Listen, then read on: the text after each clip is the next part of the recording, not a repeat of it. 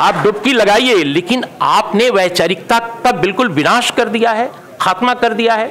एक अंबेडकर, अकेला एक अंबेडकर और उसकी मैगजीन्स, उनकी मैगजीन्स मूक न्याय हो, बहिष्कृत भारत हो, उनको भी पत्रिकाएं निकालनी पड़ी क्योंकि मेन स्ट्रीम मीडिया उनके खिलाफ था। मेन स्ट्रीम मीडिया में उनको जगह नहीं मिलती थी। एक ऐसे आदमी को मैं भी, जानते हैं, अंबेडकर को बहुत बाद में पढ़ा, क्योंकि हिंदी क्षेत्र में, मैं उत्तर प्रदेश से आता हूं, इलाहाबाद यूनिवर्सिटी में पढ़ता था। उन दिनों जेएनयू आने से पहले अंबेडकर मिलते ही नहीं थे, दिखते नहीं थे। दुनिया भर के लोग मिल जाते थे, अंबेडकर कभी नहीं मिलते थे किताब की दुकानों पर। लेकिन जब से अंबेडकर मैंने पढ़ा तो मुझे महसूस हुआ कि हिंदुस्तान की धरती पर अनोखा स्कॉलर, एक ऐसा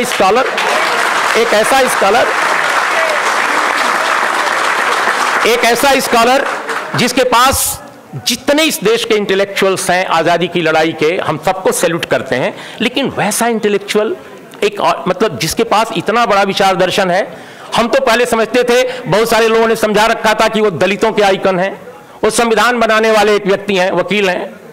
वो बाद में समझ में आया कि कितना बड़ा दार्शनिक है जिसने वेद को, उपनिषद को, पुराणों को, तमाम संस्कृत के ब्राह्मण पंडितों से ज्यादा पढ़ा है। एक ऐसा आदमी जिसने पूरी दुनिया को समझा है, जिसके पास भारत को बदलने का एक नजरिया है, जो कहता है कि जाति के साथ जनतंत्र नहीं चल सकता।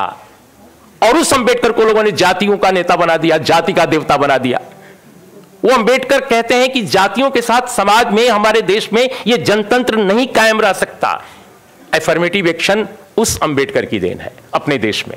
और एफर्मेटिव एक्शन क्यों है? जातियों को बढ़ाने के लिए नहीं, इस समाज में जनतंत्र कायम करने के लिए। गैर बराबरी का जो पूरा का पूरा विकराल ये रूप था भारत में, सदियों से चला रहा, उसको बदलने का था। एक अंबेडकर ने भारत में यहां के करोड़ों आदिवासियों, करोड़ों दलितों और ओबीसी के लिए भी आरक्षण को प्रतिपादित किया। एक अंबेडकर ने।